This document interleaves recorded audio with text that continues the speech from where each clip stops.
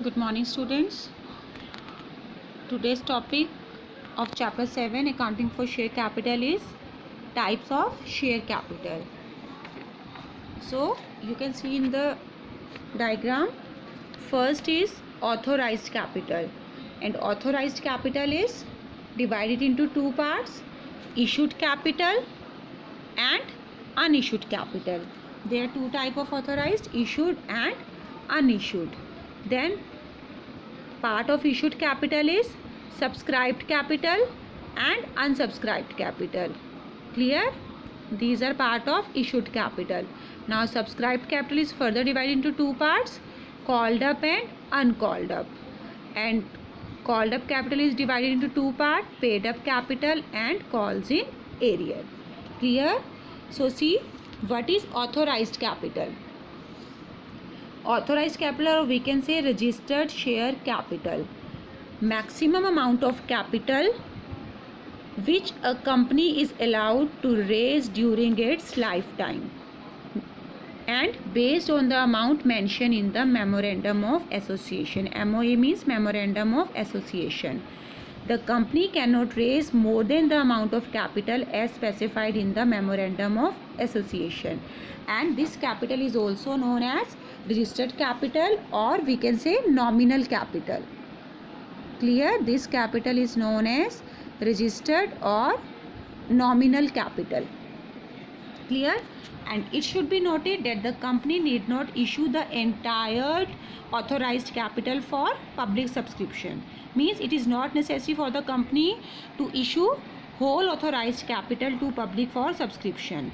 Depending on upon the situation, company may issue share capital, but in any case it should not be more than the amount of authorized capital. It can be less, but it should not be more than the authorized capital. Clear? So now second is issued capital. Issued capital is a part of authorized capital. As I show in the diagram, issued capital is a part of authorized capital. The portion of authorized capital which has been issued to the public for subscription is known as issued capital. The amount of issued capital is taken in the balance sheet only if the total amount of issued capital is subscribed by the public, called up by the company and paid up by the shareholder. Otherwise, its presentation is similar to the authorized capital. Clear? So issued capital means portion of authorized capital which is issued to the public for subscription, and unissued capital, the portion of unauthorized capital which is not issued to the public for subscription. Clear? Authorized capital is having two parts: issued capital which is subscribed, which is issued to public for subscription, and unissued capital which is not issued to public for subscription. Then next is subscribed capital. Subscribed capital is a part of issued capital. See, the portion of issued capital which has been subscribed by all the investors including public. Means it is that capital which is subscribed by the public. Means when the shares offered for the public subscription are subscribed fully by the public, the issued capital and subscribed capital would be the same.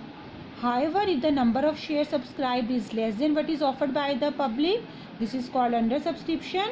Then company will give the share only to those applicants who have applied. Clear?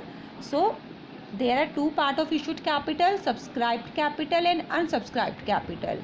Part of issued capital which is subscribed by the public is known as subscribed capital, and the portion if not subscribed by the public is known as unsubscribed capital. For example, company has issued 10,000 shares and received application for 9,000 shares. Then 9,000 means subscribed capital and 1,000 is unsubscribed capital which is not subscribed by the public. Clear? Then next is called up capital. Called up capital is a part of subscribed capital. The portion of subscribed capital that has been called up by the company for payment is called up capital. Clear? The part of subscribed capital which is called up by the company on per share is called up. If some part is not called up by the company, then that is called uncalled up capital. Means the company may decide to call the entire amount or the part of the face value of the share. For example, the face value of the share is 10 and company is called up only 7 per share. In that case, called up capital is 7 per share, and remaining 3 rupees which is not called up by the company is called uncalled up capital. I am repeating, if face value of share is 10 and company is calling rupees 7 per share, this is called up capital, and rupees 3 which is not called up by the company, that is known as uncalled up capital. And uncalled up capital, the company may collect this amount. So rupees 3 will be treated as uncalled up capital. Very important point I am telling to you, that a company may reserve a portion of its uncalled up capital, but this uncalled up capital can be called only in the event of the winding up of the company. Means rupees 3 which is uncalled up capital can be called by the company only in the case of winding up of the company, and such uncalled up capital is also known as reserve capital. Clear? Uncalled up capital is also known as reserve capital, which can be called up by the company only in case of winding up of the company. And the last one is paid up capital. This is a part of called up capital which has been paid up by the public. The amount which is due but yet to be received is known as calls in arrear. Means the portion of called up capital which is paid by the shareholder is known as paid up capital, but if some shareholder are in default, means they are not able to pay any amount, then this amount is known as calls in arrear. If any shareholder has not paid amount on calls, or then such amount is known as calls in arrear. So paid up capital means capital amount paid by shareholder on shares called up by the company, and unpaid up amount means amount not paid by shareholder called up by the company, and unpaid up amount is also known as calls in arrear. Clear? So these all are the types of share capital. Now see the format of balance sheet of a company. Balance sheet on dash date as per schedule 3 of the Companies Act 2013. Firstly, you have to make the format particulars, note number, current year figures and previous year figure. And in particulars, you have to write equities and liabilities, shareholders fund, under it share capital. Clear? You have to write first equity and liability main heading, then shareholders fund, under shareholder fund share capital is there.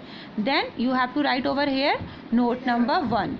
Then you have to explain this note number 1. Note number 1 is our share capital. You have to explain how the share capital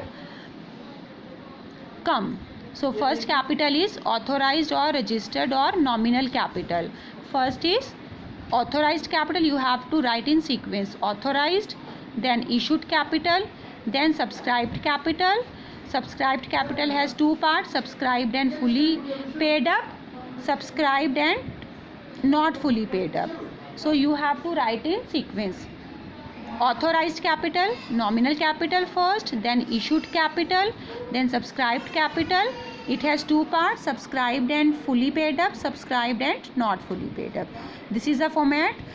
That is the total amount which will be transferred to the current year figure. Clear? This is the format of company's balance sheet.